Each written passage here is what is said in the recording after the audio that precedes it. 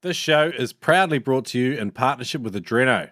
Shop with our sponsors at spearfishing.com.au and use the code NoobSpearo at checkout to save $20 on purchases over $200, while you can also enjoy $15 flat shipping Australia-wide. Adreno is the biggest dive store in the world, stocking a huge range of Spearo's favourite gear with mega stores in Brisbane, Sydney and now Melbourne, and 60 talented underwater experts on staff. It's a no-brainer to head in before your next big spearfishing trip. Check them out at spearfishing.com.au.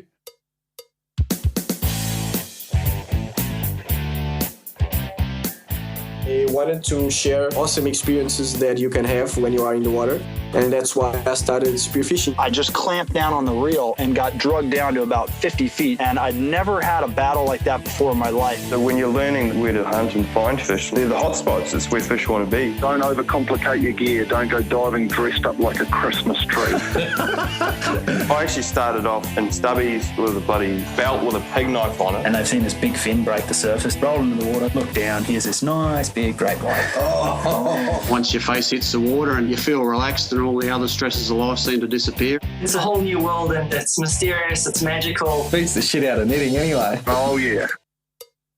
So g'day Noob Spearo community, thanks for tuning in today and listening to Shrek and Turbo at it again. Today we are interviewing Emanuel Bova. He's the founder of MannySub spear guns. We're going to cover roller guns today, so it's pretty exciting.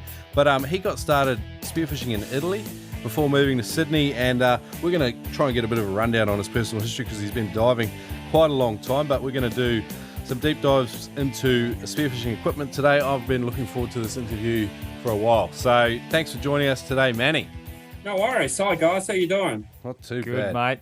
Thanks for joining us, Manny. Manny, could you fill us in on your background on where and how you got started spearfishing? Yeah, sure. I grew up in Genoa, northern Italy. It's a city not far from France, about 2 hours drive, give or take. And that's where I started my diving. I originally started in about the mid-'80s, about 84.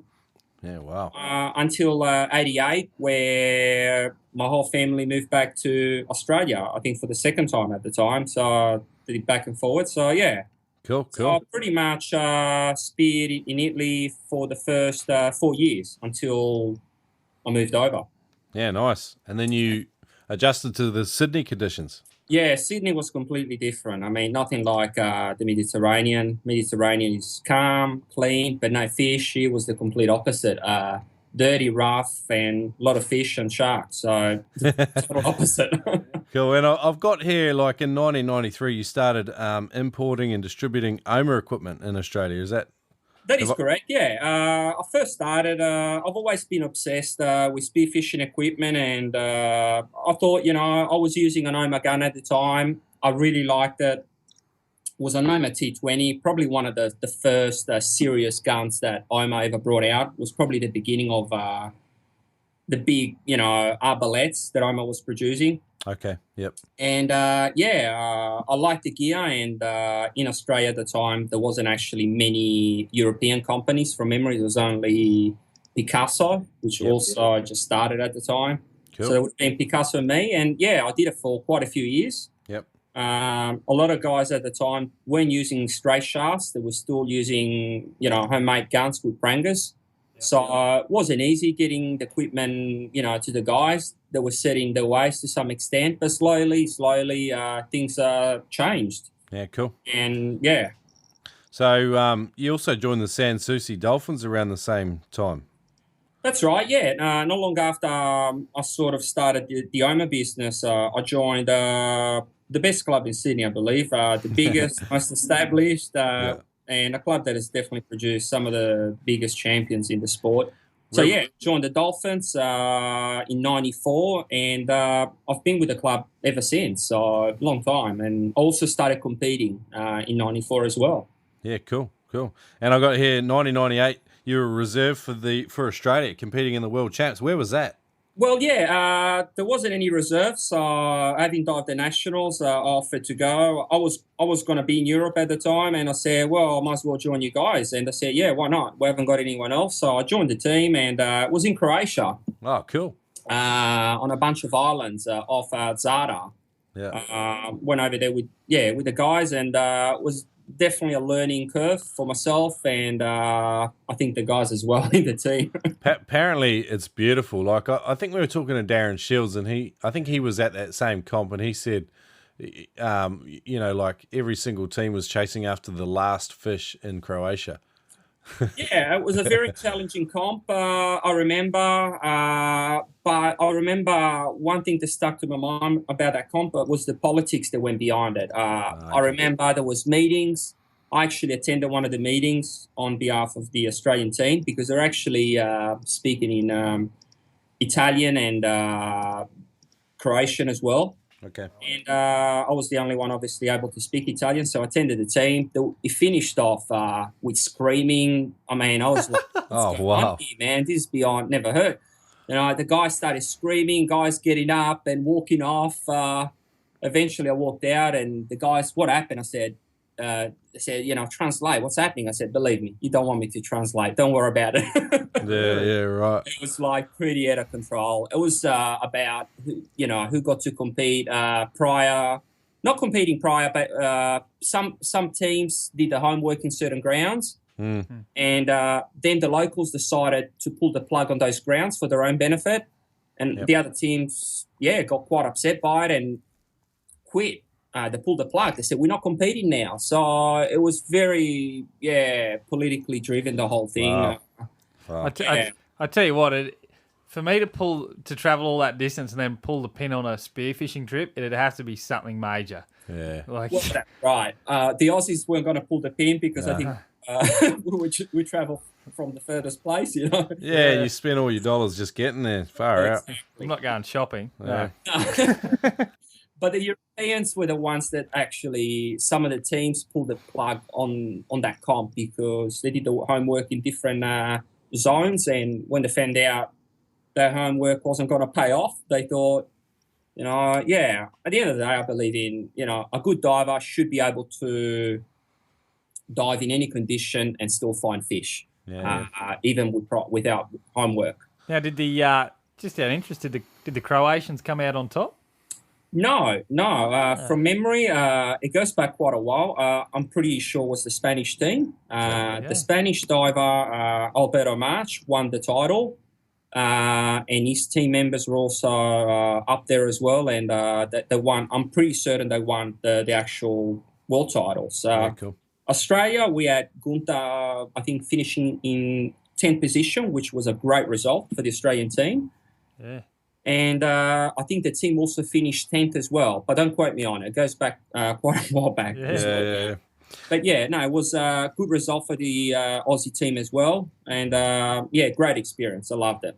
So, are you still competing now, Manny? Actually, yes.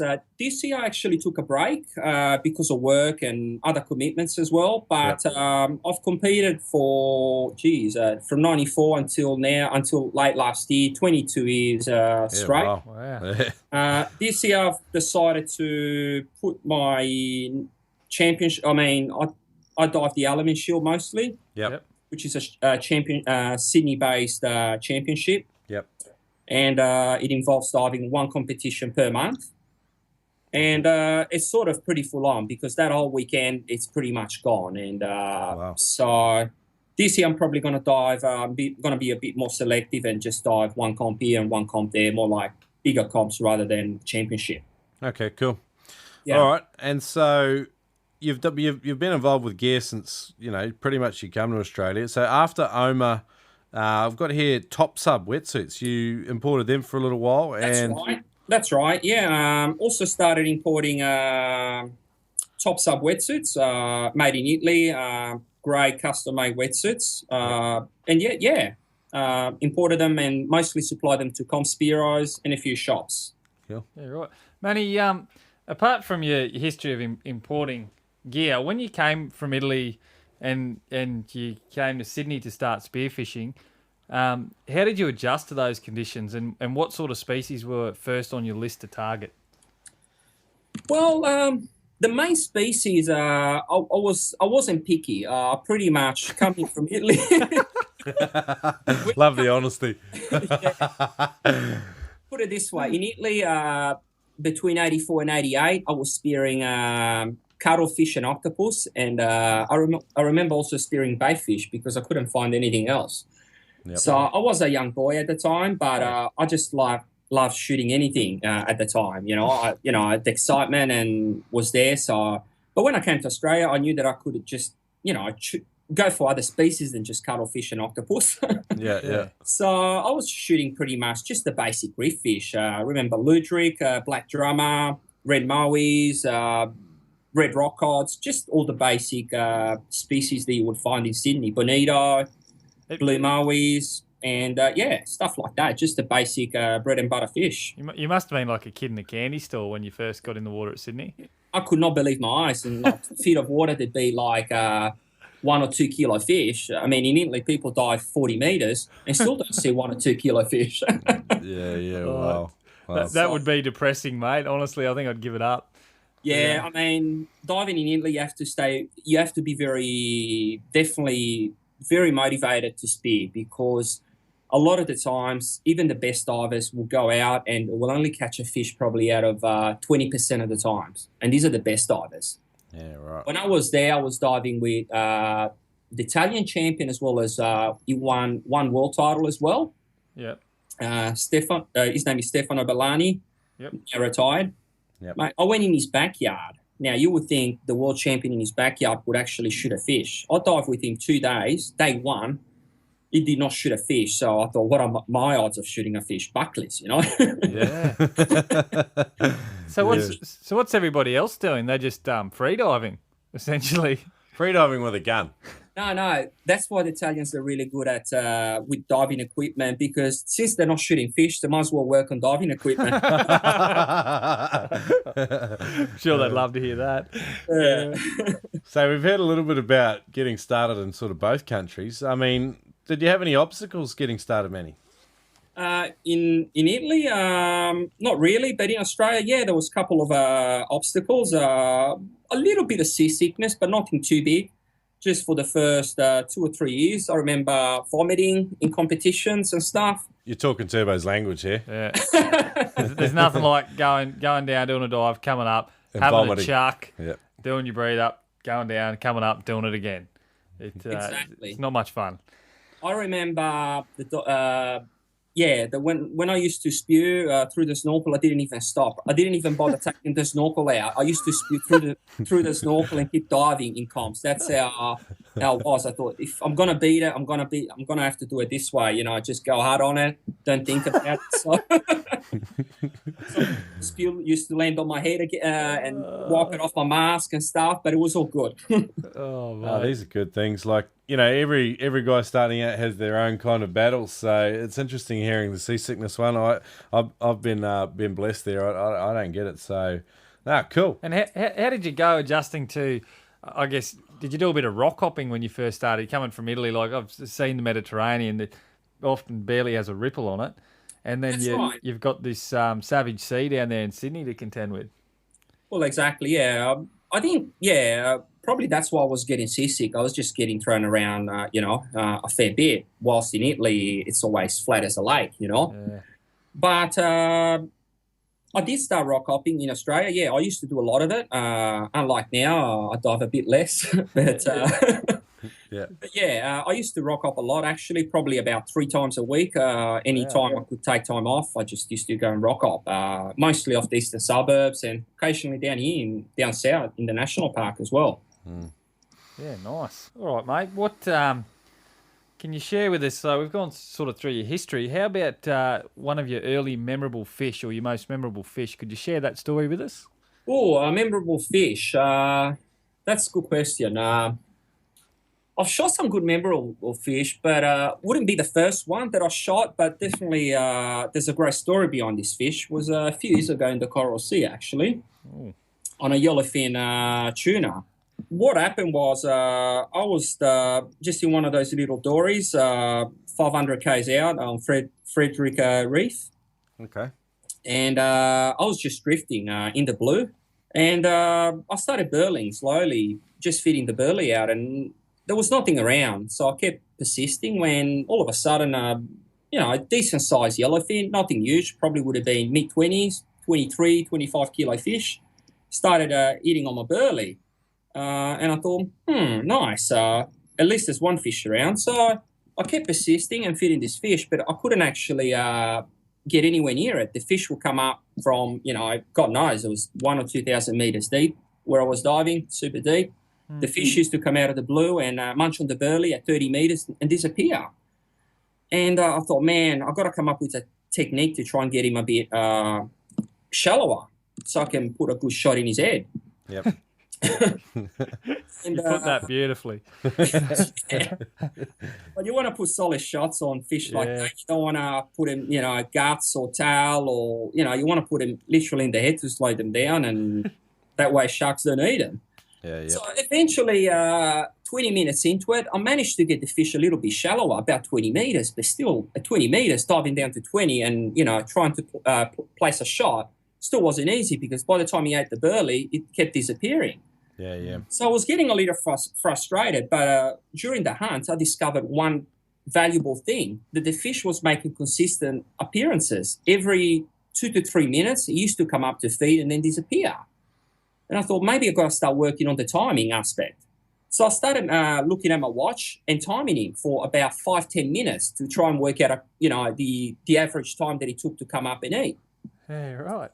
So I thought I never had to apply that technique on a fish before. So eventually I worked out his timing, and by that stage, the fish became quite confident that he was going to eat and get away with it. No such thing as a free lunch, is there? Exactly. And that's what screwed the fish ultimately. He became really confident. And eventually I managed to, time him exactly to the second. And I made a dive down to 15 meters. He took the last lot of burley. I timed him about 1.5 minutes. Then I started diving down, and I waited a good minute at 15 meters. There was 2 pieces of burley. I basically was in mid-water waiting between 2 pieces of burley, waiting for this fish to appear.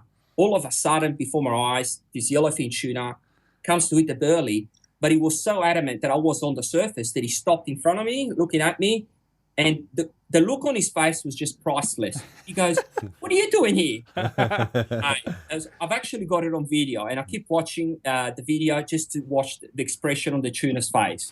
He was just dumbfounded, completely dumbfounded. He just was like almost blind. He stopped, looked at me. The next second, bang! I just shot him between the head, between the eyes, and the shaft came out of his ass, literally. Wow! On the mono. At the time I was using mono.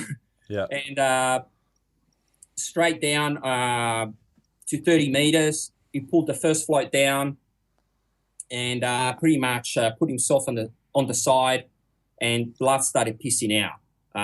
And I thought, fantastic, how good is this? I was super excited. Yeah. Not long after, probably 10, 20 seconds later, all I see on the bottom is just a big silver tip appearing out of the blue. Did not see him the whole time. And I thought, oh, shit, this ain't looking good. Started circling the fish. The next minute, this shark opens his jaws and takes a look at me on the surface. I was literally 30 meters above him. And I thought, oh, dear. With the teeth pointing, I never had a shark actually pointing his teeth at me, facing me whilst on the surface. And that's when I thought, mate, you can have the fish. I'm not going to argue with you. Just take the fish. And literally 2 seconds later, I swallowed the whole fish and took the fish. I felt like I felt robbed, you could say. Yeah. Just a 40-minute drift in current, did everything by the book, and then I felt, completely robbed. But that's one of the most memorable lost fish, I could say. That's an awesome battle, isn't it? Yeah. So, contest of the wills with the fish, and you won, and then you had a contest of the wills with the shark, and you lost. That's right. But on the other hand, I do have a great story as well, if we got time, on a good snapper, which I managed to land. Let's hear it. Go for it. Well, it was just in my backyard, Royal National Park. Usual day, I was boat diving. It was actually one day before the comp, so I took the boat out by myself, just to stretch my lungs. I often do that before comps. Go out the day before, just warm up, shoot a few fish, get my eye on the gun and stuff, and just stretch, just warm up overall. Yep. And So, yeah, I just started shooting just your basic reef fish when all of a sudden I was just laying on the bottom and a big school of silver drum had appeared with a really big snapper just behind him. And I thought, man, that's a big snapper.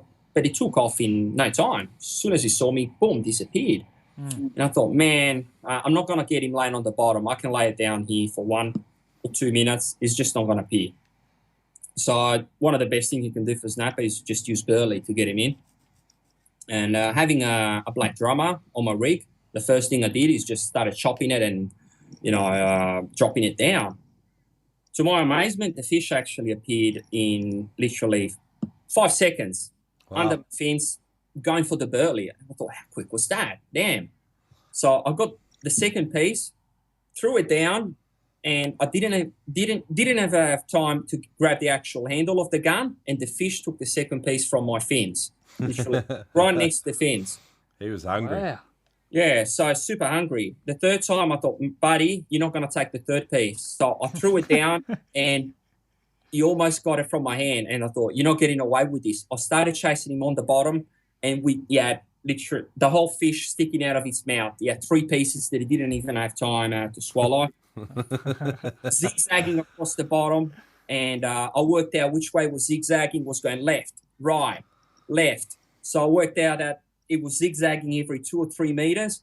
So I shot ahead. After he turned, I knew it was going to go straight for 2 meters. I shot ahead and got him from above, straight down, and managed to get him. It was just a bit of a lucky and a bit of skill shot, I'd say. And the fish ended up going 7.6 kilos. Oh wow. That's a nice snapper. So, yeah, for Sydney, it's a good snapper, I'd say. And a good hungry snapper. Very. I think a lot of people, and probably some of our listeners, probably think that burleying for fish means that it's going to be heaps easier. But my experience, like when you burley, like the fish that come in and feed on the burley trail, they move at like a rapid rate of knots, and they're not there just so you can pick them off and cherry pick them. So I mean, it's still a hard job to spear a fish like that once you've got a good burley trail going. Absolutely. Some species pick up burley a lot slower and swim off and stuff, but snapbait's a fish that is extremely wary. It feels like they've got 4 eyes. They always know where you are and always extremely aware. It's like they've got a 360, view. Yeah. But they can get very close to you with burley. So sometimes they do, sometimes they don't. It really depends. But that one obviously did. Came within a meter from me at speed. Yeah. Cool. Just a note there for our American listeners.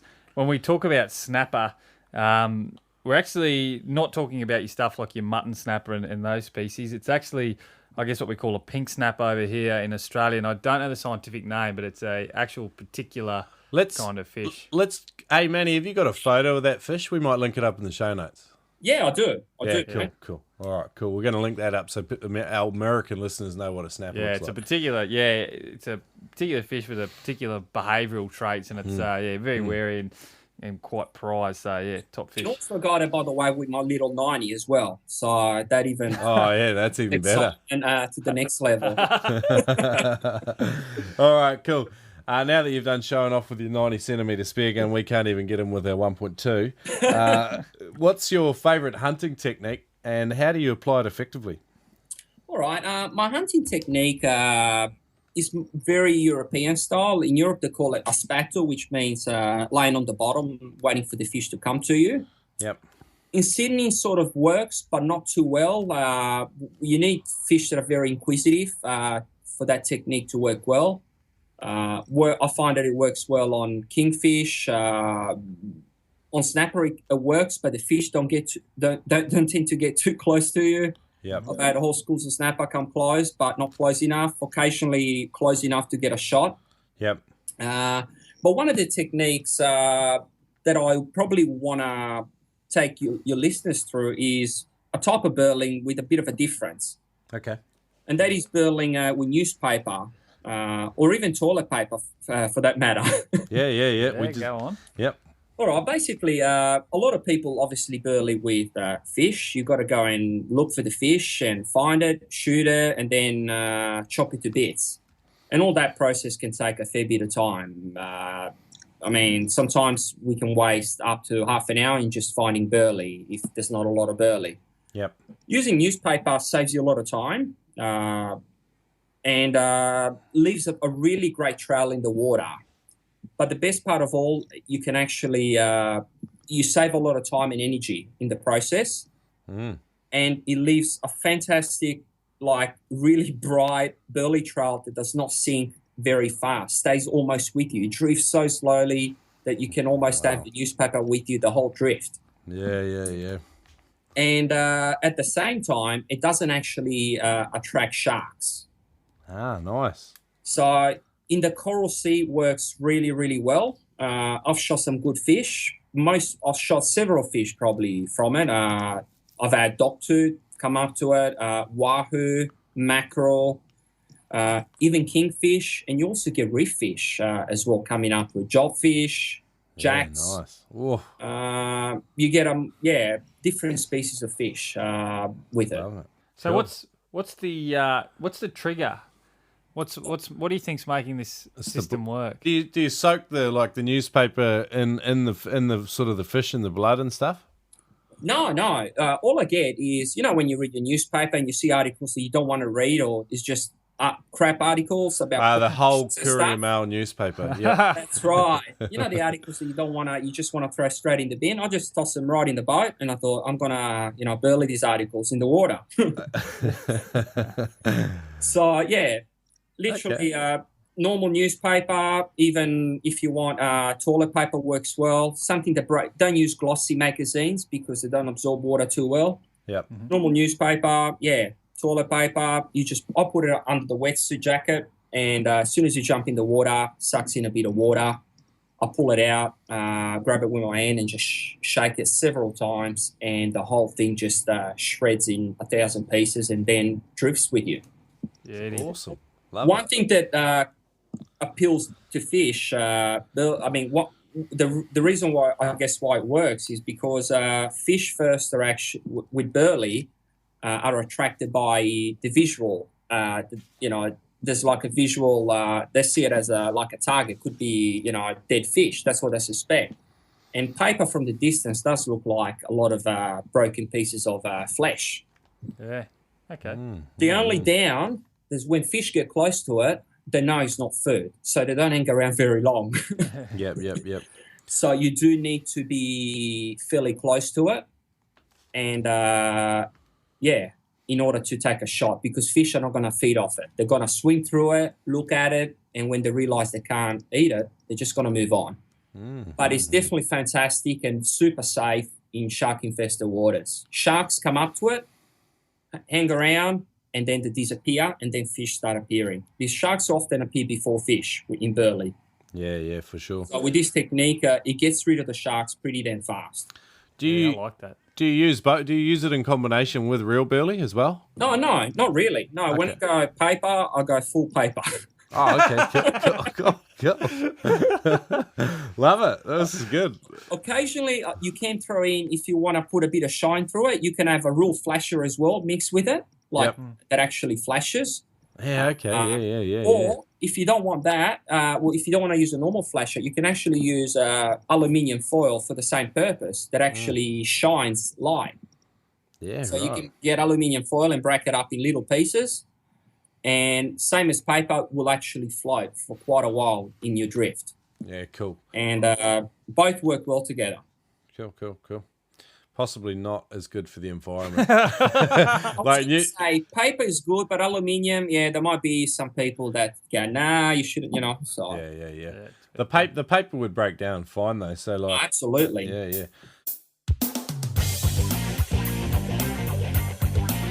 Hey guys, really excited to announce that we have a special offer for all Noob Spearo listeners. Pete Ryder from howtofreedive.com is offering us 20% off all his courses. I have just finished the 5-minute freediver course, which is aimed at enabling you to hold your breath for 5 minutes. I'm at the 4-minute 15 mark. I haven't hit those marks in a long time, and I find this course to be really well structured, really easy to follow, and I'm getting some great gains out of it. It's the course that Turbo and I both wish we had done starting out. It just saves you so much trouble and hassle. Use the code NoobSpearo to save 20% on all of Pete's courses. He's put together this deal just for listeners of the show. That's at howtofreedive.com. Use the code NoobSpearo.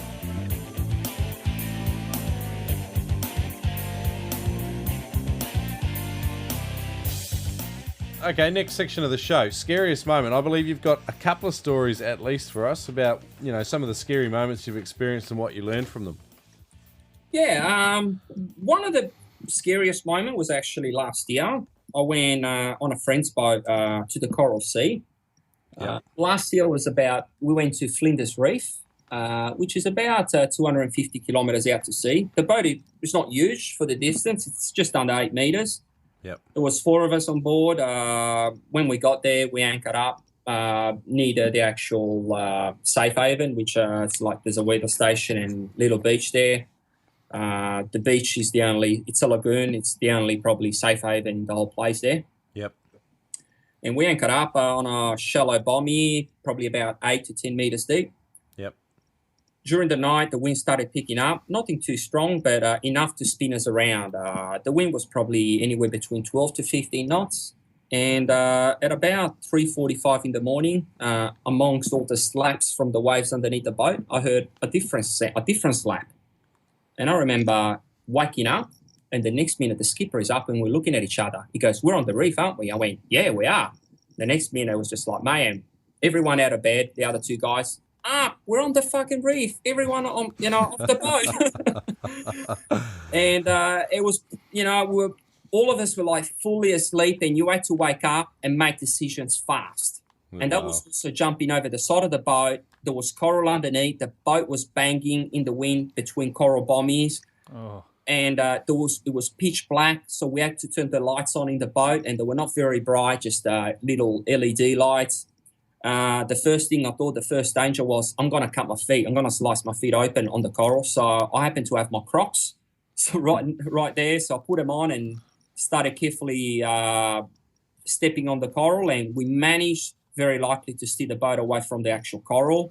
It banged a few times, and we beached it in the middle of the night. Once it was beached, the wind was blowing the boat sideways, so we had to hold it in place for the next 3-4 hours until the sun came up, so the boat wouldn't get stuck on sand. Wow. So a bit of an abrupt awakening, I would say. That sounds like it. So what happened there? The anchor just pulled, or? Yeah, that's right. Well, what happened? No, the anchor didn't pull. The boat got spun around the coral bommy until we ran out of chain, and the rope started rubbing on the coral.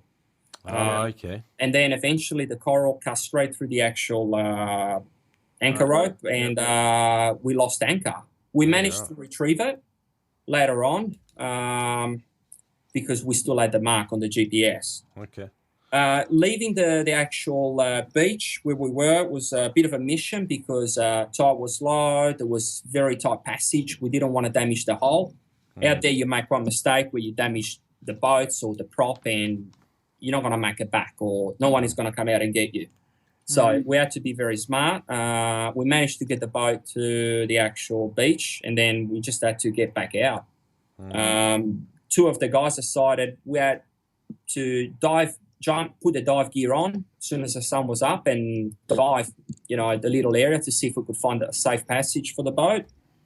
They managed to find it, and we managed to drive the boat back through it safely. The passage, mind you, was only very, very narrow, only gave us about half a metre either side of the boat without hitting coral. Yep. So we managed to do it, and it was good.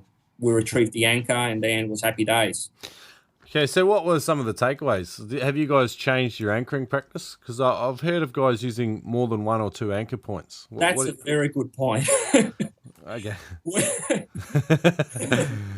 The anchoring practice was that the guy, the packing of all the gear was done the last minute thing the morning before, and they forgot to pack the second anchor. That was the problem. Okay. That was the anchoring practice that was missed. No worries. And look, I don't think that's a hard mistake to make. And a lot of guys have more faith in their anchor than I think they probably should. And because we're divers, we wrap it around something and we think, oh, that'll be sweet. Exactly. So ideally out there you want 2 anchors, one at the front and then dump the second one so you're not going to spin around. All right, cool. You got another scary story for us, I believe. Well, yeah, this was in Fiji a few years ago. And I was out there looking for fish the whole time. It was a family holiday, mind you, but I managed to go diving every day for just half a day. Yep. Don't go on family holidays without taking the guns. But yeah, I went diving with the locals, and they took me to some great reefs. The reefs were not excessively deep, but they were not shallows. They were averaging between 18 to 30 meters deep. Mm-hmm. And all I was obviously trying to do is just get a basic feed. I wasn't really targeting any specific species. I was just out there on a holiday trying to have some fun, but I really wanted to shoot some fish. And every reef that the locals were taking me, there was just no fish. And I was diving literally pretty hard, constantly between, 20 and 25 meters with little recoveries. The fact that I was fit is where it sort of started backfiring, because I was diving down, doing fairly long dives between 1.5 minutes to 2 minutes plus. And my recoveries were very, very short, up 20 to 30 seconds, which I was breaking all the rules in the book. Your recovery's got to be far, far longer than that, at least double to triple your bottom time. Yep. I was feeling comfortable, and that was what got me in trouble. And on the 5th day, I managed to find a reef full of fish. So I started going even harder than the previous day, obviously, And halfway through the 5th day, I started feeling pins and needles on my left arm. And I thought, no, it's not what I'm thinking it is. I mean, the bends give you pin and needles. And I thought, nah, I'm not, it can't be the bends. I don't qualify for the bends. I'm not diving. And I thought, possibly, because you've been diving, I started doing the math, looking at my watch. But yeah, it was basically the bends. The bends, that was the first symptoms of the bends from freediving, which is quite rare. So I felt these pin and needles in my left arm. I thought the watch band might have been too tight. So I remember loosening it up and letting a bit of water flush, but didn't really change anything. The next second, the pin and needle started going from my left arm all the way across my shoulders to the right arm. So literally both of my arms and shoulders were like buzzing. Yeah, wow. That's when I knew something was just wrong. I thought, this is not right. And I remember taking one last dive just to see how I felt, but quite shallow this time. I went down to about 12, 13 meters and laid on the bottom, and I felt extremely uncomfortable considering I was diving double that prior. Yep. So, yeah, I thought, let's pull the plug. And I said to the guy, I think I've got the bends. And you got bend shaft? I said, no. I said, I'll explain it to you later. Just take me in. So I think it was a combination of not enough surface recovery, as well as probably lack of water. I was in the water the whole time. The boat was anchored. And I was sweating a lot, losing a lot of fluids, and I was not also replacing those fluids. So it's a bit of combination of both. So my understanding of the bends kind of is like, so nitrogen turns soluble at under pressure, particularly when you're on scuba, and then if you come up too fast, it goes back into its gaseous form too quickly. Is that right? And you end up with bubbles in your bloodstream. Yeah, to be honest, I don't know the actual. I wouldn't want to say yes or no because I'm not an expert in that, but I know that it's definitely a built-up of nitrogen in your elbows, in your joints, and elbows and in your joints throughout the body, pretty much. Okay, all right, cool. And it is also getting the bends whilst free diving. There's not a lot of help you can get out there because it's only started happening in the last, or quite a few years, but there's a lot more cases in the last probably 15 years. All right. So, yeah, I knew that I had the bends and, I had to recover. All right, I'm going to try and find some more research on that because I don't know much about this either, to be honest, Manny, and I'll link some of that up in the show notes because that's really interesting story. That's cool. Manny, what after you sort of finished, how long did your symptoms last for? And did they get worse, or you just you came good over the course of the day, or what happened? Yeah, that's a good question actually, because the symptoms completely changed from when I first felt the symptoms in the water. The pin and needles disappeared as soon as I jumped in the water. In the boat, I should say.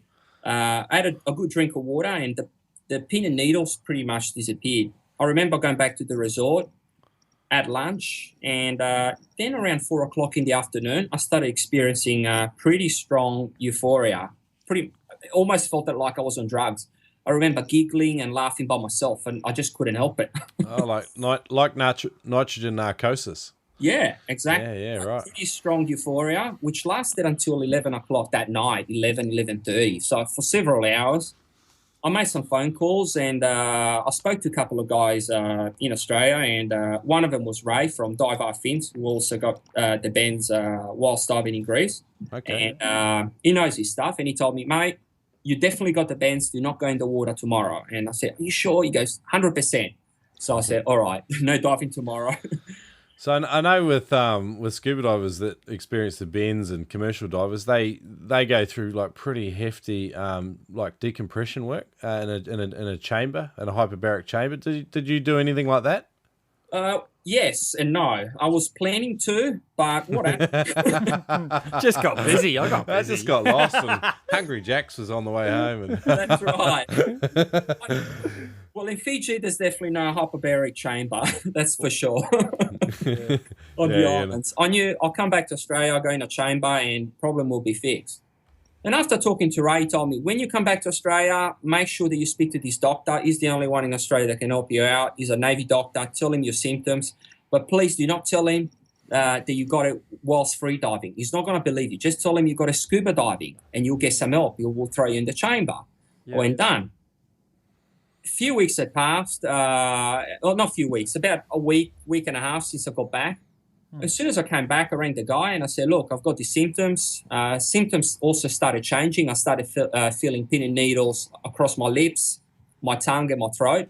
Oh, wow. And I told the guy, the doctor, exactly my feelings. And I told him I got a free diving. And he goes, no, free divers don't get this, only scuba divers. And I went, oh, shit, I shouldn't have told him. I should have told him I got a scuba diving. So, yeah, you go, sorry, mate. You go, Spearos and free divers don't get the bends. He goes, let me know how you feel in 2 weeks' time. 2 weeks' time passed, and I rang him again. I said, I've got pin and needles across my lips, my tongue, and my throat, still persisting. He goes, well, you might have the bends. I would suggest that you actually get a very strong dose of anti-inflammatories. It was very heavy dosage, 4 times a day for, I think, 2 weeks. And that should help the nerve endings improve. And because apparently when you get the bends, your nerve endings get inflamed. Right. So I took this very strong anti-inflammatories, and 2 weeks later, I felt better. Yeah. He recommended to stay out of the water for about 3 months or so, and I did. Without diving, I had to stay under 10 meters for a few months, and I did that, and I haven't had any repercussions since. But then again, I've also been watching my service intervals with greater detail this time. Yeah. That's full on. Yeah, that's pretty funny. Oh, it's unbelievable. It actually sounds pretty fun once you get back and you go through the euphoric stage. It sounds pretty good. The euphoric stage was probably the only positive part of it. It was a long hit as well, from 4 until midnight, 11:30, so it was pretty good. All right, Manny, you've already broken the rules with 2 scary stories. Have you got another one? Well, probably the same trip in the Coral Sea last year. Okay. Day after, we're in the shallows shooting reef fish and testing some of the roller guns. I remember shooting a job fish. It was getting late in the afternoon, still plenty of daylight, and I shot just a small job fish, pulled it in closely, and as I was pulling it in, a shark, just a reef shark, nothing big, maybe 5-6 foot, came in, trying to eat it several times, and eventually gave up. He knew he wasn't going to get it and disappeared. I kept it in my hands, gave the gun to one of the guys to reload it, so they could shoot another fish for dinner. All of a sudden, that shark, probably about no more than 5 minutes later, 3 to 5 minutes later, appeared behind me and between my legs with his jaws open, going for my hand and fish. The only thing that literally saved me was the guy standing next to me, which was facing me head on. So he saw the shark coming, and I remember he screaming. I remember that forever. Was like, with the snorkel, like screaming. I thought, oh dear, he's not screaming for himself. It just came together real quick. This guy screaming for my life. I got the fish in my hand. Man, that shark was between my legs, and that's when I felt probably the most vulnerable in the water. I'd imagine so. Yeah, I mean, out there, accidents can happen super fast, and you don't need a big shark to bleed to death. All you need is a small shark to bite you in the right place, and you just bleed. And when you're that far offshore in a small boat, odds are not on your side. Okay, so from your other two stories, we've got some pretty solid takeaways. From this story, what did you learn from it? What have you sort of changed, perhaps? Okay, one thing I definitely learned is that do not spear close to sunset. During sunset, sharks definitely go into beast mode. Yeah. Yep. Definitely their behavior changes fast. They start feeding at night. Yep. And we were burleying during the day. A lot of fish. They kept the distance, but that shark decided to have a go at me very close, despite two divers were standing right next to me. So probably the main lesson is at sunset, be really, really careful. Okay. In shark-infested waters. Yeah, okay, cool. No worries. That's three really good stories with some really good takeaways for everyone. Awesome.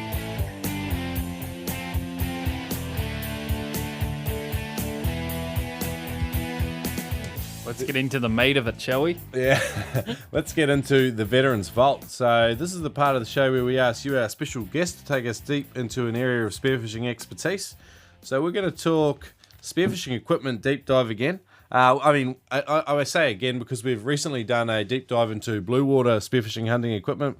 Today we're going to cover something a little bit different. We're going to go into some components, I believe. So where do you want to start, Manny? We're going to talk maybe about floppers and shafts. Yeah, I was going to start off with spear shafts and understanding the importance of a well-tuned flopper. Okay. I've seen over the years many spear shafts from, on other guns where the flopper is not actually tuned properly.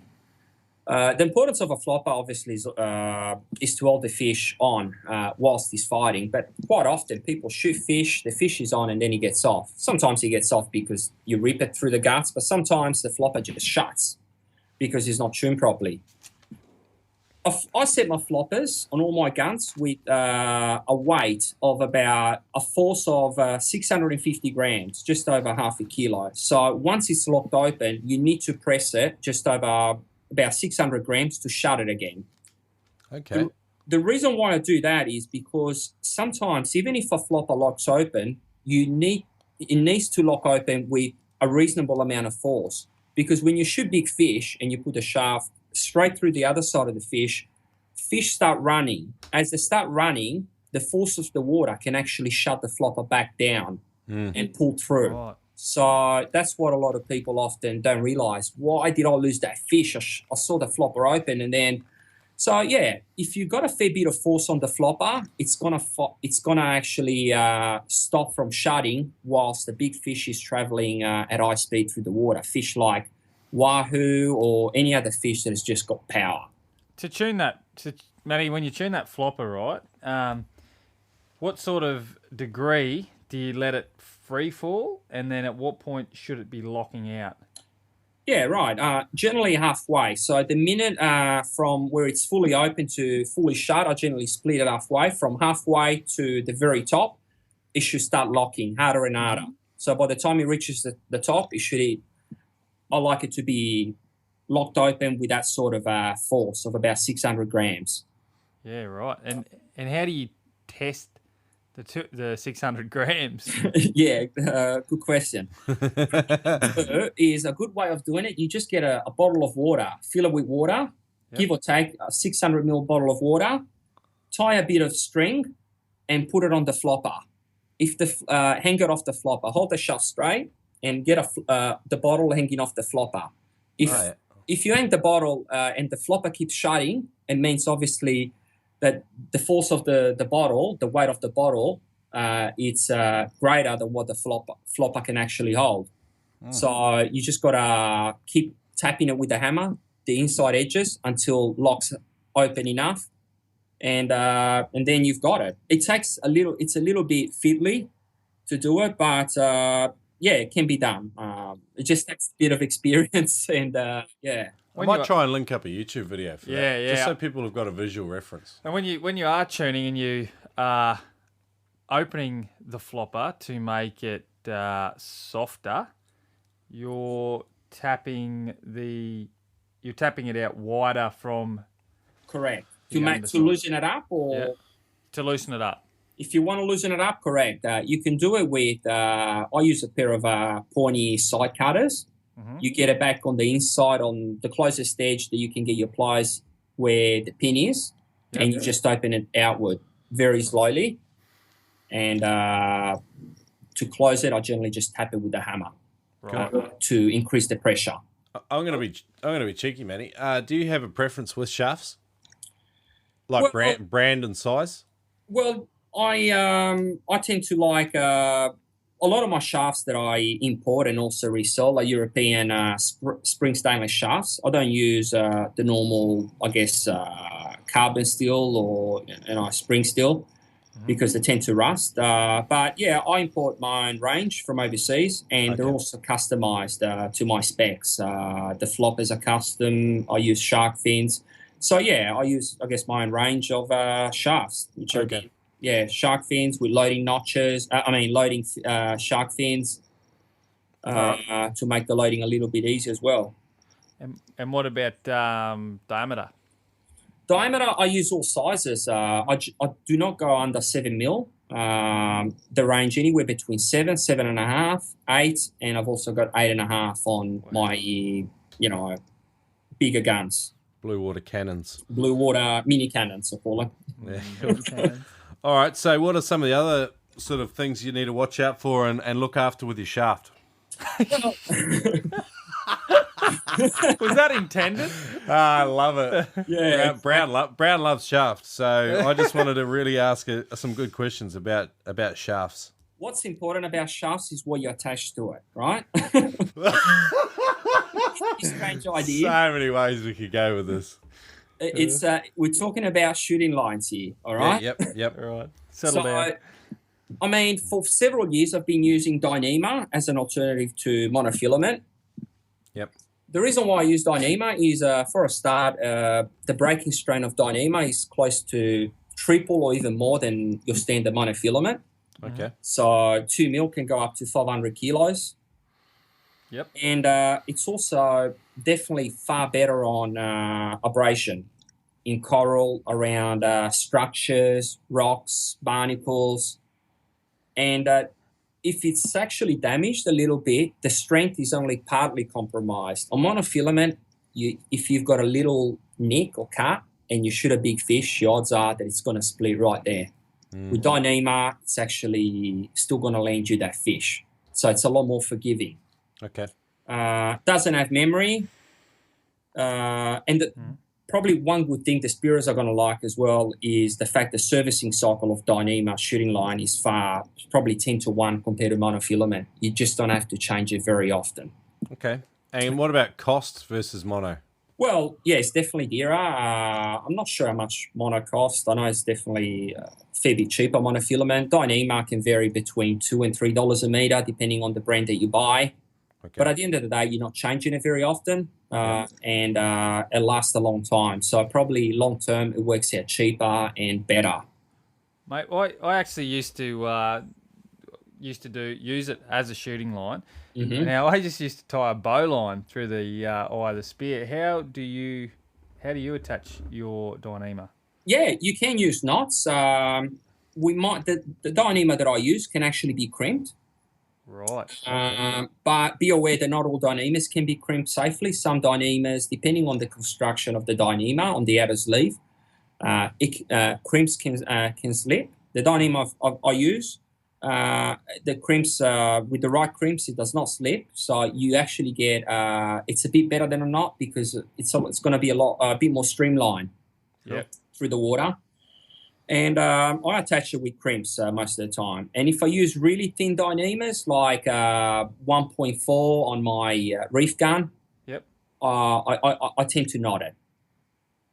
I've had a really good experience, a good way of testing Dyneema. Wasn't last year, the year before in the Coral Sea, where I shot a GT, nothing huge, but it was just under 20 kilos. Still a fish that goes hard enough. Shot it in shallow water, and I remember, it went straight through one ledge and out the other. Coral was breaking other side. It was pulling that out. The bits of chunk coral was just getting smashed, and I thought, oh dear. And oh dear. I remember one of the guys on the surface was just giggling. He could not stop his, giggling. He's just giggling non-stop, and I'm thinking, I know why he's giggling. He knows that I'm about to lose a good fish because of the shooting line. But guess what? It barely got scratched. I pulled the Dyneema back out, and on the surface he goes, mate, I didn't think you were going to land that fish. And we looked at Dyneema, it was barely scuffed. Yeah, so if you're serious about landing big fish in the coral or just in general, use Dyneema. A lot of the good divers around the world definitely use Dyneema on, the chase big fish. And plus, you're not going to lose your shaft, because on monofilament, if the shaft is going to break, it's generally going to happen on a big fish. So it's a double whammy. You'll lose the big fish and the shaft. Mate, I'm gonna take your advice for our Cato trip, Cato Reef trip. So I think it's good stuff. What brands can you recommend? Because I've used some things that look like Dyneema that haven't been Dyneema and have been pretty crappy, and other Dyneema seems to be bulletproof. So what brands should we look for? What should we look for in a good Dyneema? Okay, generally the price will give you a good indication on Dyneema. Dyneema is in Australia, it's very rarely under $2 a metre. You want to keep on it. The average is around the $2.50. There's several brands. I've got my own brand of Dyneema, the MannySub, but there's other brands. I know in Australia they use brands like Rob Allen, and I think there's other brands. Bersha also have got their own brand as well. So generally, there's a few brands that do work. Some of them have got different characteristics, different sizing. I would recommend ask the shop. Yep, and a good crimping. So the ones that you can actually crimp, how are they different, or what do we look for there? Well, my Dyneema has been tested for quite a few years, and with crimps, and hasn't failed yet. Yep. It's a very stiff Dyneema, the one I use, the MannySub one. Yep. It's double construction. It's got the inner part plus the outer sleeve, which is very tightly woven. Yeah. And if you can get a Dyneema that it's actually very stiff, crimping will be a lot safer. If you find that the outer sleeve moves around a lot, I will probably not feel comfortable crimping it. Right. So you want to go for a very stiff Dyneema if you intend on crimping it. And of course, never crimp the crimps to the very edge, because they got burrs on the end. Yep. Always leave half a mil to a mil on each end to be safe. And that the same applies for monofilament as well. Yep. Right, good stuff. Well, I just want to ask you, I want to go back. You named a couple of brands. Did you say Bersha? Bersha. Is that the correct way to say Bowshat, like we all say up here in Queensland? Depending on where you come from, everyone pronounces it different. I'll call it Bersha or Bersha, Busha. I don't know. You maybe should ask a French. I like how Australians say it. They just like Bowchat, mate. Bowshat. I always look at it and go, I'm sure it's not Bowshat, but I don't know what it is. Yeah, we butcher heaps of stuff. It's There's good. a few brands out there. But, we'll definitely keep an eye out for the MannySub stuff. I'm definitely going to get some because, I actually hate rigging up. And when you're on a reef trip, you seem to be doing it all the time. Yeah, I was just going to ask a related question. I was just going to say, when you head out, maybe on a reef trip or even on a day trip, how many shafts do you take? And I mean, like, you're just chasing reefies and maybe the odd pelagic or something. What are you taking out with you in regards to shafts and sort of setups and that? Well, it all depends on the location and the species that I'll be targeting. I mean, if I go in places like the Coral Sea where you know you're going to be chasing dogtooth, then yeah, I'll go pretty well prepared. I generally like to have at least 2 to 3 shafts per gun. Okay. But in Sydney or up and down the coast, I'm a bit more, you know, probably only 1 or 2 at the most. Okay. It really depends where you're diving and the species. But generally, if I'm diving in Sydney and I'm shooting, you know, pigs and moas, yeah, you don't need a spare shaft generally. Maybe 1. What's a pig? Is that a kingfish? Black drummer. Black drummer. Yeah, blackfish. How often are you doing a bit of self maintenance on your equipment? Do you check it over after every dive, like when you wash it, or? Yeah, if I shoot a big fish, absolutely. If I shoot little fish, I don't have to check the shooting line, unless obviously the fish is I shoot the fish in a cave or it takes it through a cave. But I generally always keep an eye on the floppers, the point of the spear shaft, and make sure the shaft is always straight. If you shoot big fish, if you don't shoot big fish, the shaft is not going to bend by itself generally. No. I was going to say, you sound like a guy who's pretty organised. I mean, Turbo here, you know, like if he checks his gear once a year, I mean, we're doing well, I reckon. Oh, Yeah. It seems to go all right.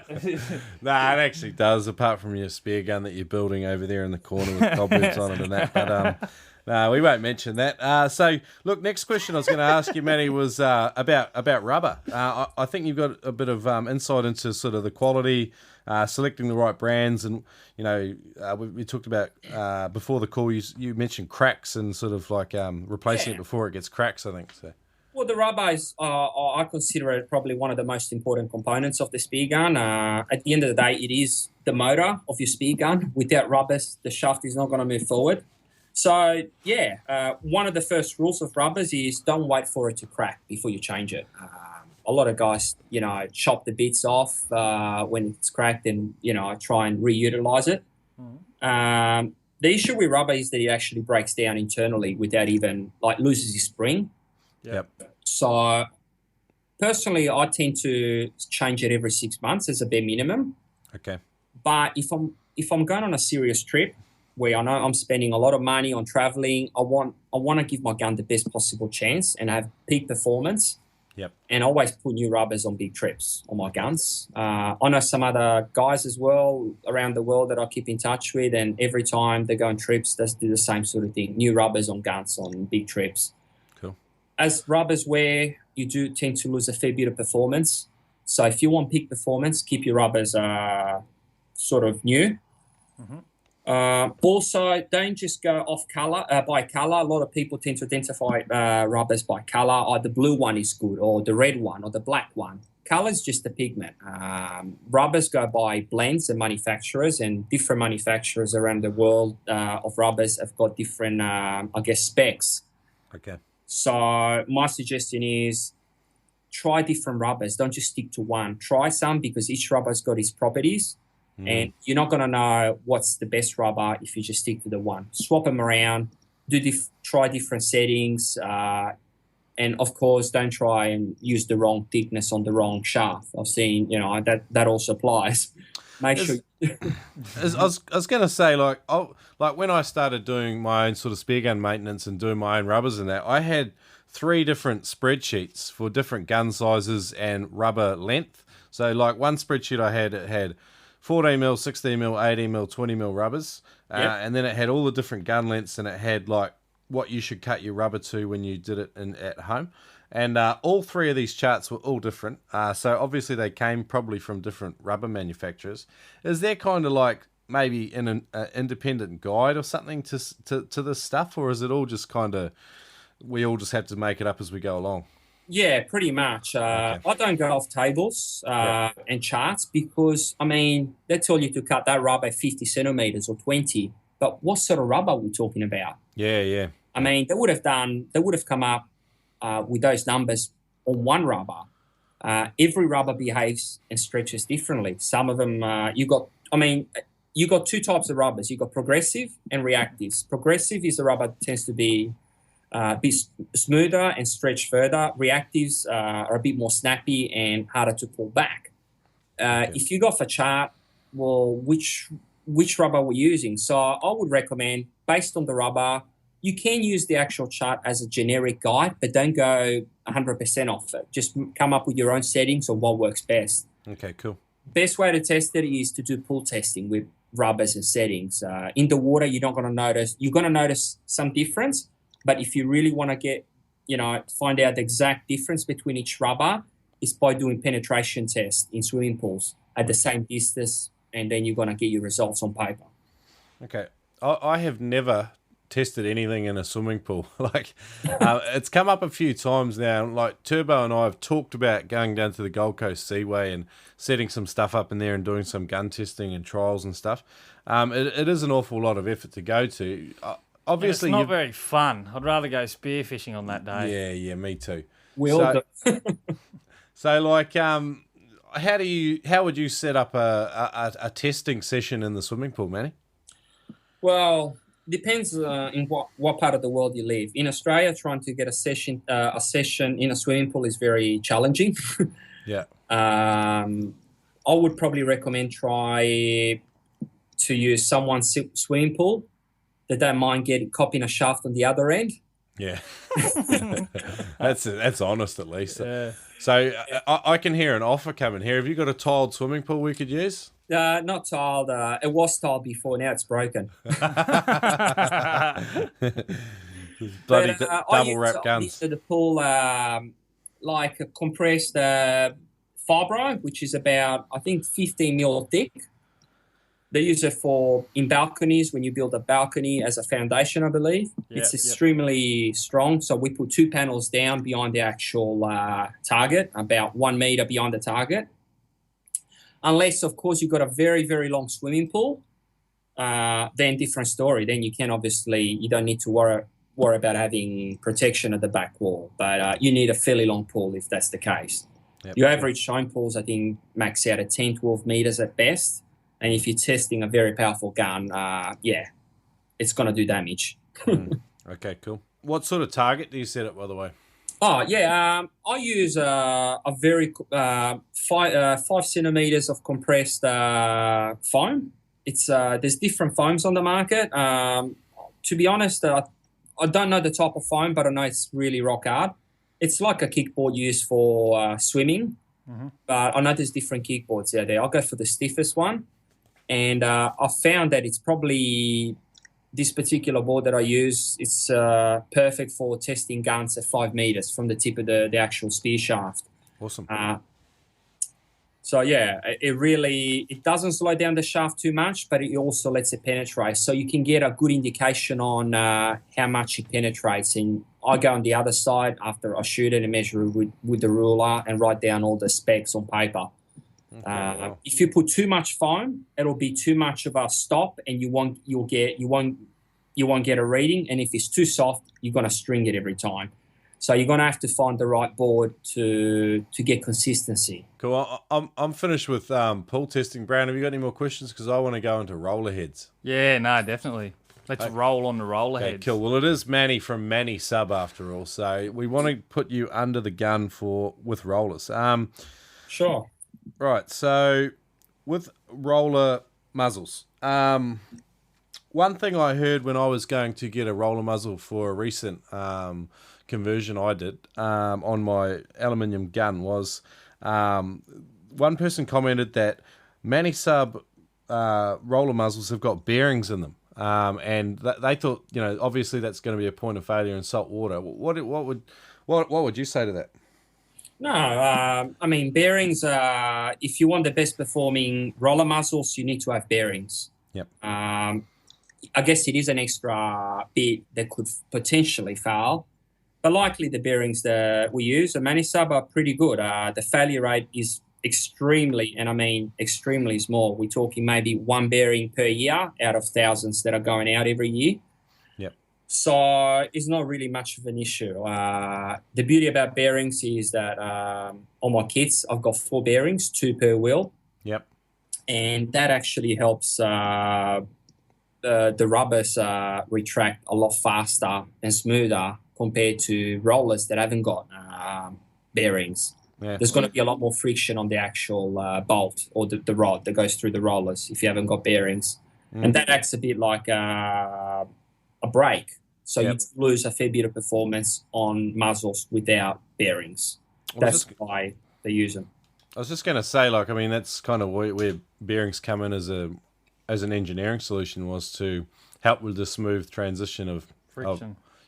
So exactly. Yeah. Cool. So, I mean, with your roller heads with bearings in them, is there do you need to make sure that you wash them out and fully flush them at the end of a dive in salt water, obviously? Well, yeah, like all dive gear, I always recommend to give it a quick rinse, but these bearings haven't got any metal components, so even if you don't wash them, it's not a problem. Okay. Made out of acetal, which is a hard nylon, and also made out of glass, so there's nothing that can actually corrode. Cool. So sometimes I go without washing them for several days. Sometimes I forget, don't wash them, and they don't fail. Okay, cool. Yeah. Well, that was one objection I had when I was, like I said, as I did mine. So I really wanted to ask you about that. And the other question I wanted to sort of ask was, we're hearing a lot about inverted rollers and some double rollers that are coming on the market. I wanted to ask you sort of, an inverted roller versus a double roller. What are some of the pros and cons? Well, a double roller works on the same principle of a single roller. You virtually got 4 rollers, 2 on each side. Double rollers come in there's 2 types of double rollers. You can have 2 rollers in line or 2 rollers offset, one in front and one at the back, and slightly offset to the side, so to avoid the friction of the rubber. With double rollers, it works, I guess, like a single roller. You just got 2 rubbers to load, and they do make a lot of power. Inverted roller makes the same sort of power, but you can add more rubbers underneath. You can make it 3 or 4 rubber gun on an inverted roller and create even more power than a double roller. Oh, wow. And the beauty about the inverted one is that you don't actually have virtually almost no recoil. A double roller, I'm being picky here, does have some recoil. Probably to guys that are used to firing normal guns, they probably think, what are you talking about? There's no recoil on this. But I'm being very picky here. But a double roller definitely has got more recoil than an inverted roller. Okay, cool. And so, so you're going to fit you want to convert a normal railgun to an inverted roller. What's the process look like for that? Do you do that sort of thing in your workshop? I mean, how hard is it? Well, it is fairly hard. I've already done several conversions for people. I'm about to launch the inverted roller complete gun in the next week or so. Oh, wow. But a lot of guys, if they want to save money, getting a conversion is definitely a lot cheaper than buying the whole gun. Doing it yourself, if you haven't done one before, it's quite a complex system to do yourself. Once you learn, obviously, it gets easier. I would recommend, if you haven't done it before, get someone that knows what he's doing to do it for you. It's definitely way more complex than setting up a standard roller muzzle. Okay. The inverted roller is definitely more complex. I took my. I'll be honest. I took my gun into the shop, and they did the just a single roller conversion for me. And I wanted to reduce the size of my barrel. I wanted to see what the height was about. But I love the idea of using a smaller gun, not having to worry about tracking so much, and so I did a few things to it. But I'm really looking forward to giving it a good testing, because so far it hasn't had one. But okay, what size did you get? So I had a 1.4 railgun, and I've cut it back to a 1050. Oh, that's good. That's good. And just running 16mm bands. So and again, like you talked about rubber and stuff, and I didn't know anything about choosing the right rubber for my gun, and it's going to be a trial of error by error, I suppose. So like I say, I'm looking forward to giving it a good open water test and seeing how it performs. Yeah, with rollers, the actual setting, it's a bit more finicky than a normal gun. In order to get them to work really well, you've got to pair up the right shaft with the right bands, the right thickness band, and also the right blend of bands. Because some as mentioned before, you've got progressive and reactive, and they give two totally different results on roller guns. And you also got to, excuse me, you got to understand. Sorry, guys. You're all right, all good. You got to understand how the pre-tension works on roller guns. So there's a few extra factors on rollers that you need to take into account when setting one up. Yeah, cool. All right, I'm sort of halfway through writing a blog post for spearfishing.com.au who sells some of your gear as well. But yeah, it's an interesting little experiment for me. I really haven't moved much past the rail gun the whole time I've been spearfishing. So, but yeah, it needs to have a good test yet before I can really make any comments. So we're going to wrap up Veterans Vault, but I just wanted to sort of give you a chance to promote MannySub a little bit. But I mean, where can people come and find you and ask some questions if they've got some questions about roller heads and things like that? Well, yeah, if you've got any specific questions on guns, settings and stuff on MannySub, you can certainly call me direct. You can find me on my website, www.rollerspearguns.com. Yep.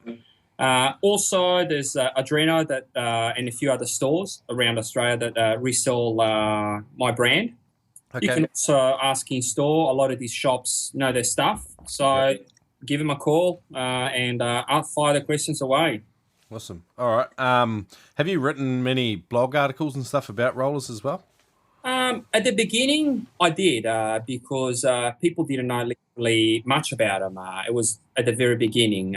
Since, not really. I've just been building guns. Okay.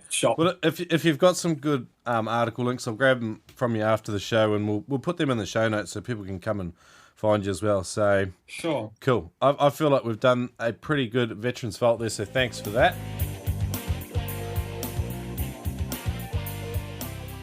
Today's Veterans Vault was brought to you in partnership with Penetrator Fins. Making the switch from plastic freediving fins to a carbon or composite freediving blade makes a huge difference. You don't feel like you're finning through mud anymore. Fatigue and soreness in the ankles goes away. Penetrator blades are lighter and more reactive, and they've improved my diving, and I'm sure they're going to improve yours. Check out the custom Noob Spearo Octopus Edition at noobspearo.com. Or for the full range of Penetrator fins, head over to penetratorfins.com.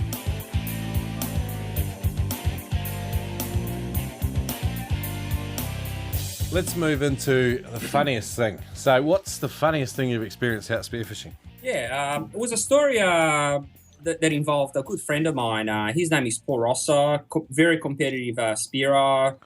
He represented Australia several times overseas, and he also won one of the nationals. What happened was one day, by that stage, it goes back quite a few years ago, by the way, I just started dating my wife at the time, and I remember him coming around and saying, for a change, he didn't want to talk about fish stories. He said, "Oh, by the way, man, you wouldn't know, your wife. Does your wife got any friends or cousins that you could set me up with?" And I thought, "What are you talking about, man? Are you serious?" He goes, "Yeah."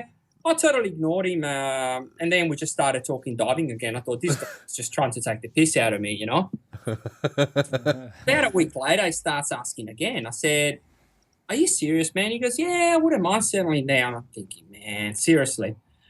Well, he kept insisting, and then at the end, I thought, man, this guy is for real. He wants to settle down. And I said, actually, my wife, she wasn't my wife at the time, was my girlfriend, of course. I said, she's gone out with some friends just at the local club. They're having dinner. He goes, "Do you want to go and check him out?" He goes, "Yeah, let's do a drive-by." And I thought, all right, let's do it. I said, "We're going in." He goes, No, we're not going. We're going to stalk him. I said, "What do you mean?" He goes, "Yeah, aren't they eating right there?" I went, "Yeah, there was like this glass panel that was tinted." And they obviously where they were there was actually quite a fair bit of light. We're on the outside in the dark, so we could actually see in, but they couldn't see out. So we did a drive-by with a car. And she goes, "Which one is it?" I said, "That one there, man, could suit you." He goes, "I remember these words." She goes, "She'll do." I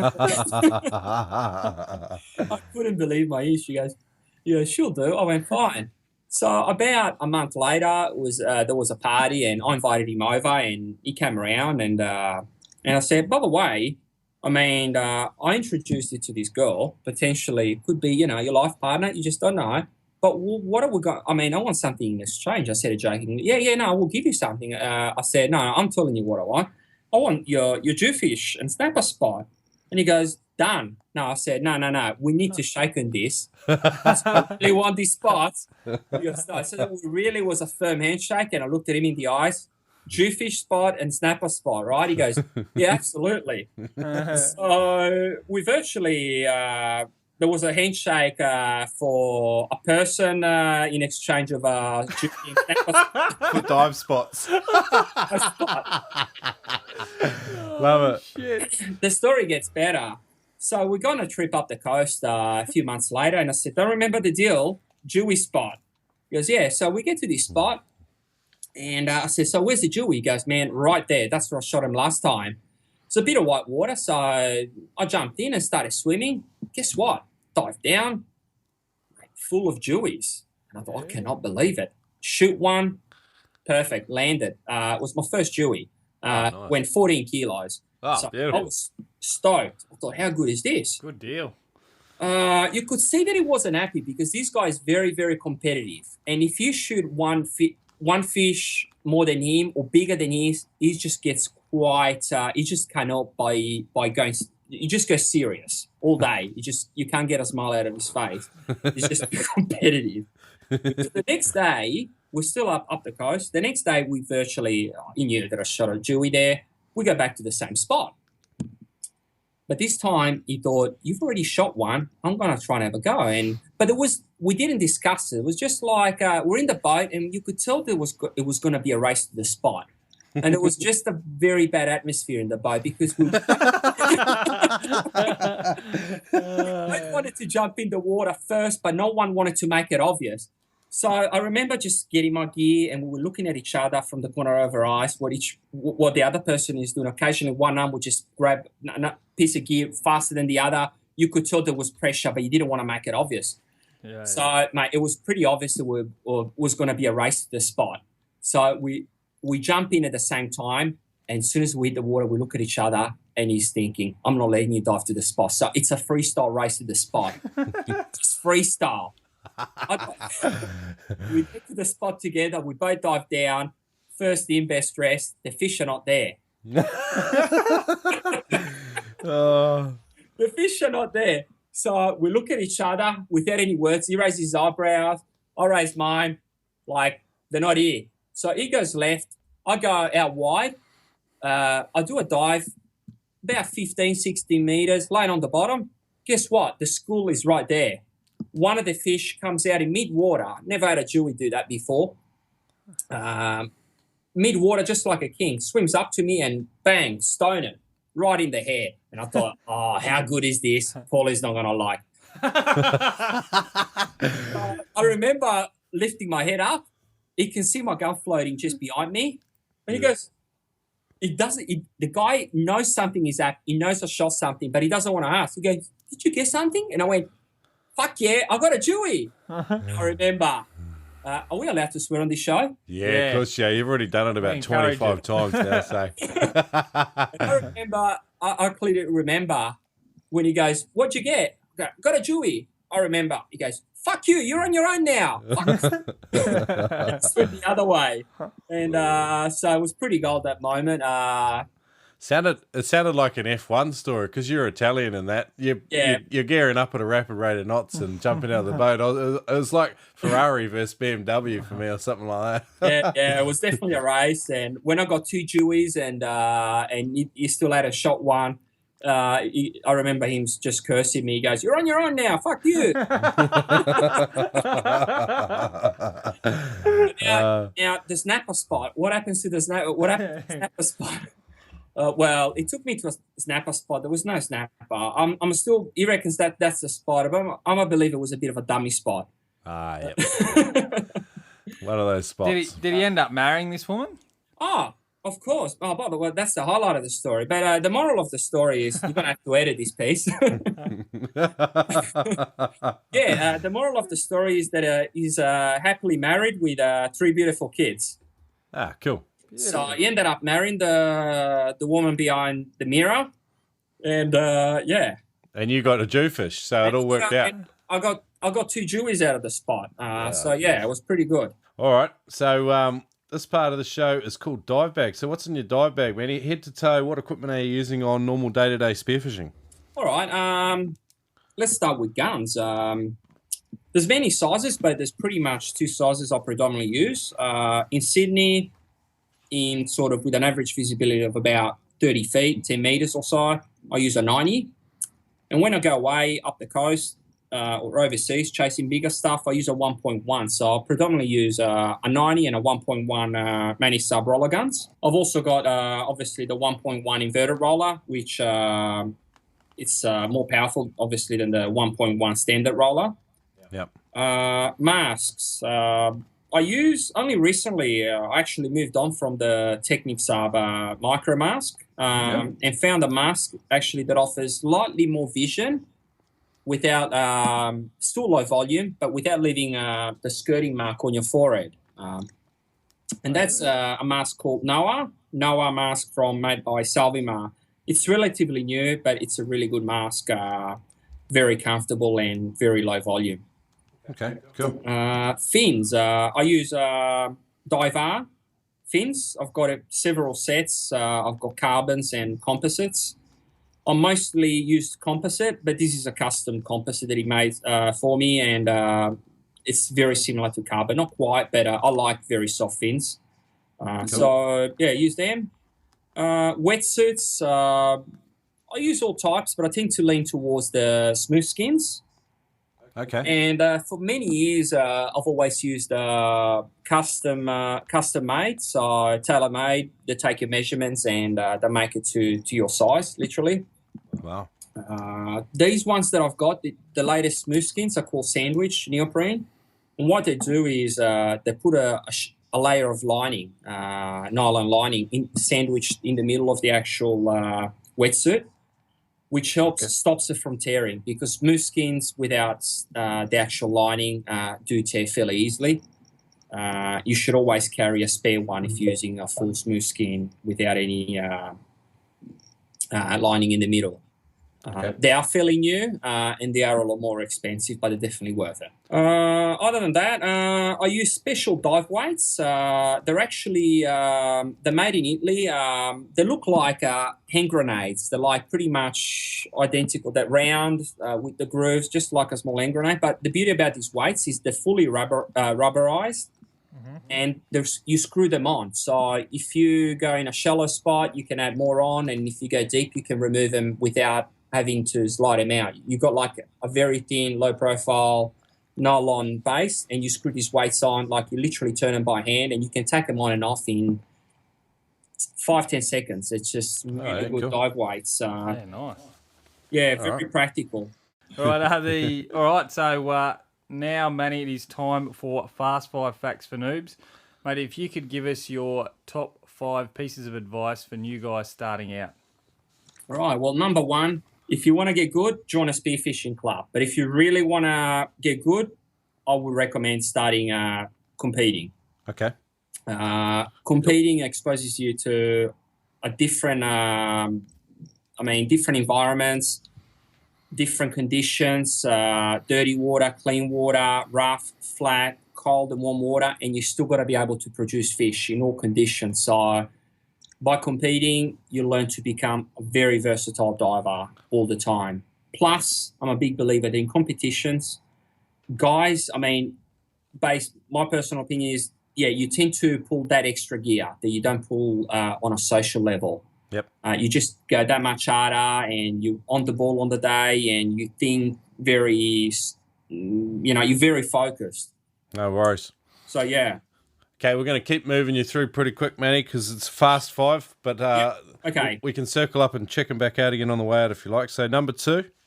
Guys that are new to the sport, don't try and learn too fast. I've seen a lot of guys that are new wanting to learn and land big fish just too quickly for their experience. I'm a big believer that spearfishing is a very slow learning sport, so take your time and you will get the big fish that you want or the long dives that you're trying to achieve. Don't push yourself too fast. Take your time. Awesome. All right, number 3? Number 3, reels. A lot of guys these days are using reels. I think they've got a place, and that's not definitely on big fish and deep water. Reels, I find them fairly dangerous for many reasons. When people shoot fish, tend to hang on to their gun. They don't want to lose their possessions, and hanging onto the gun, coming back to the surface from a deep dive, can cause you potentially a blackout. And I think statistically, a lot of people that have blacked out, a lot of them were using reels. Not sure the actual stats, but there seems to be a high number of guys. Okay, cool. So, I reckon for big fish, use inline system or breakaway than a reel. A reel is great on shore stuff like snapper and jewfish, and still use a float so people can see you. Okay, cool. Number 4? Number 4, prepare properly on the surface. Take your time, relax, and try and slow down your breathing. A good way of doing that is basically trying to simulate the state of mind when you're in bed, when you're about to fall asleep. So I often close my eyes before diving, especially when the dive tends to be a bit deeper than normal, where you need the breath hold. Close your eyes and try and focus on your breathing and relax. By closing your eyes, you don't get distracted by things going past your face, whether it's a jellyfish, and you can concentrate. And just before diving down, open your eyes again. During that process, though, I've experienced micro sleeps where I've woken up slightly, I wouldn't say disoriented, but I didn't know which way I was pointing. But it's a good thing. You know that you're relaxed, and yeah. Okay, number 5. Number 5. Very important. If you're going to have a big day, whether it's a competition the next day or just a big social day hunting fish, get a good night's sleep. A good night's sleep, I reckon, is when you wake up naturally, not with a clock. So you should really, get a good night rest. And during the day, also drink lots of water whilst you're diving. All right, I'm going to sum them up for you. So, number 1, if you want to get good, join a spearfishing club. If you want to get really good, start doing competitions. Number 2, don't try and learn too fast. There's a slow learning curve with spearfishing, and just respect that. Number 3, reels. They do have their place, but not on deep fish and not in deep water. And you shelled that out a bit more. So number 4, prepare properly on the surface. And I've just put here, simulate sleeping. And number 5, sleep well the day before a dive, which is all good stuff. Yeah. All right, we're coming to the end of the show, Manny, and we've talked with you before, and we're really excited that you've decided to give away a roller muzzle kit to one of our listeners. So that's right. Yeah. So we're going to link this competition up in your show notes, and basically, if people want to come on, they can. We're going to set it up so you like us on Facebook and like MannySub on Facebook, and there might be a few other ways to enter the competition easily. And then we'll run that comp for a couple of weeks, and the winner will get a MannySub roller muzzle kit. Excellent. Yeah. Thanks for that, and big thanks for the person that wins it. Yeah. Absolutely. I will be entering. I think that's. We'll just put that in. Are we allowed to enter our own comp? Yeah. Of course you can. Why not? We'll put that in the T's and C's. Exactly. I'm sure you're a winner. I'm feeling lucky. Look, is there anything else you'd want our audience to come and take a look at, Manny? You got a Facebook page? Yeah, I got a Facebook page, MannySub. Yep. And also website as well, rollerspearguns.com. Okay, cool. All right, well, we'll link those both up in the show notes. So come and have a look at Manny's show notes, because there's going to be a few things in there. We've gone over a lot of gear stuff today, a lot of roller gun stuff. So we'll put some photos in, and we're going to have that big snapper photo in there for some of our American listeners. So, okay, Manny, have you got any parting pieces of guidance for our audience? Oh, I'll have to pause on that. Sorry, guys, I haven't got that question. Yeah, you're right. Pause. Mate, you're Italian. Give me a good, quick recipe. Pasta with garlic. Works. More for the beginners, but also, I guess, experienced divers as well. Always be safe. Prepare properly on the surface. Spearfishing, it is fairly dangerous, so you only get one crack at it.